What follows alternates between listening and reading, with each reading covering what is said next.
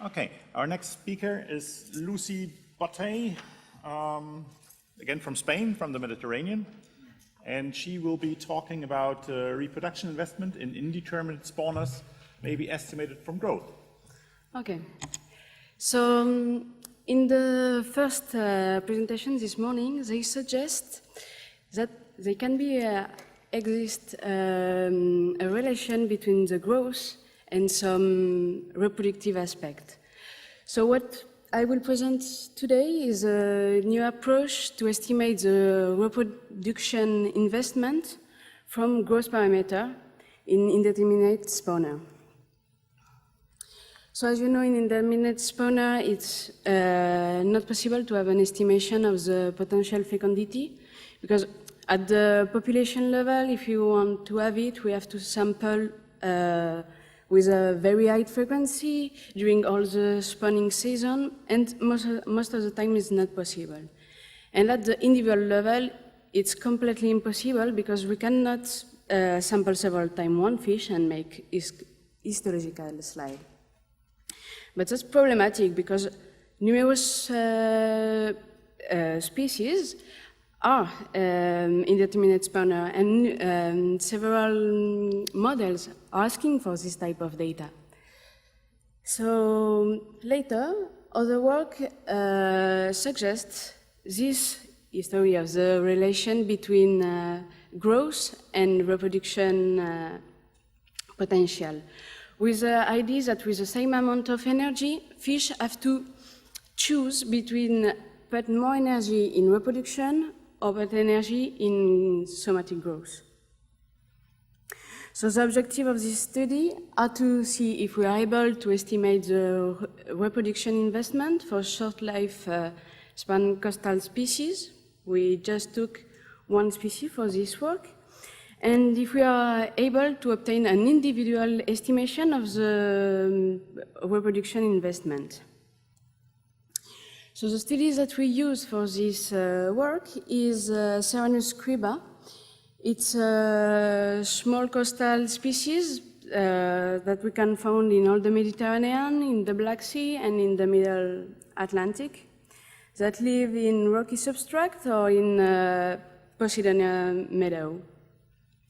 It's a very convenient species for this purpose because it's a simultaneous hermaphrodite. Then we are free of the problem with between differential allocation of energy between male and female. And then all the study made about life history trait of Serranus scriba are suggesting high variability, and then suggest that it's quite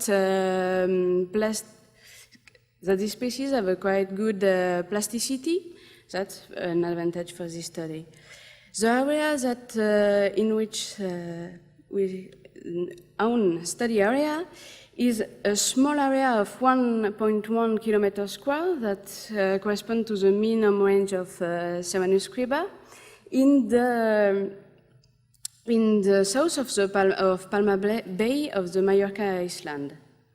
We sample with two different methods, with a beam trawl, that is a very small trawl of 3 meter width, and with a hook and line method. And we sample between May and June, that correspond to the peak of the spawning season, because even if we are estimating the reproduction investment with the growth parameter, we want to compare it to some direct evaluation of reproductive aspect.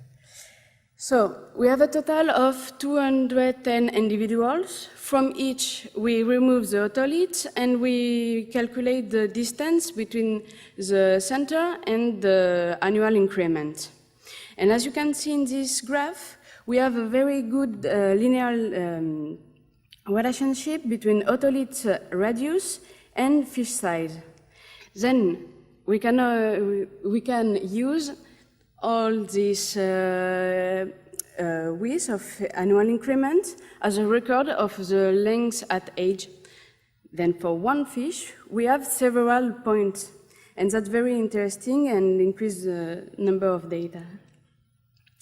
And in the other side, for 19 individuals, we also have a dissection of the gonad to the direct estimation of reproduction potential. We obtained by a gravimetric method the batch fecundity, and also drawing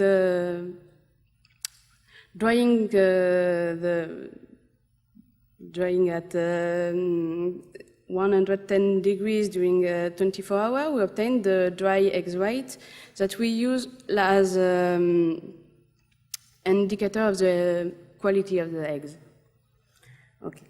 So the most used model for describing the growth is the von Bertalanffy, but it has one problem. First, he considers that the growth parameters are constant during all the life, and then fail to take account the different allocation of energy producing by maturity. Then other work propose that we have to separate this the somatic growth trajectory in two equations. A first linear equation, that the prematurity equation, in which the size of the fish is a function of the time and the growth rate, the immature growth rate, age, and a post-maturity equation, that this time is the complete von Bertalanffy equation, but just apply to mature individual. And then we can obtain interesting,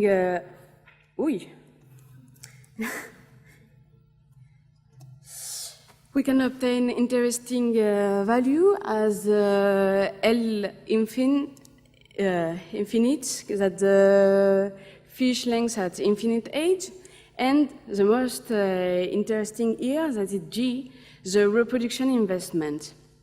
And you can see here, a good example of a work of Schutter et al. In 2005, in which you can see the white point that correspond to the linear immature growth, and then at the point of inflection that correspond to the time at maturity, it passed to a von Bertalanffy equation. And with this, we do the estimation of our individual growth parameter with a Bayesian inference. So that are the results for one individual. I just present because it's a nice one. We see the first linear part until T, the time at maturation, and then a change in the curve and the second mature phase. We also have here the distribution of the infinite length and the distribution of G. And what suggests the precedent study is that Serena Scriba have high plasticity and high variability in life history traits. We saw that that's working inside the population, because we have individuals that show infinite length at 140 to 240. Then this first graph is the classical representation of batch fecundity with the fish length, and what we see is we have an exponential relation between both, and what we also see is that we have a very, very, very high variability in the measure of batch fecundity.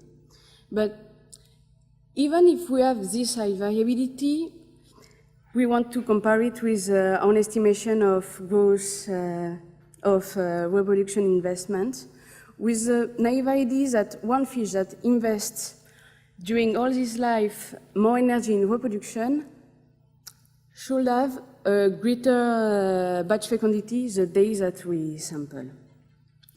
And it worked because it's, in this graph, you have the relation between the batch fecundity and G, the reproduction investment, estimated by growth parameter. And here, the egg weight in function of G. And in both graphs, we have a significant positive relation between both. So, in the case of Serranus scriba, we have a positive relationship between reproduction investment and batch fecundity, and also with egg weight. And we were able to estimate this parameter at the individual level. But we have to test this relation with more individual, with several populations, with other species. Because as you see, we have the measure of direct and indirect measure of potential fecundity just for 19 individuals. So we have to increase this number. But, well, it's a quite interesting result, and it's not accurate enough to have an idea of the eggs production. But maybe it's possible to have some historical record, because in all the laboratories there is a huge amount of otoliths, and then if they have this linear relation between radius and fish length, we can maybe try it with other species. So thank you very much.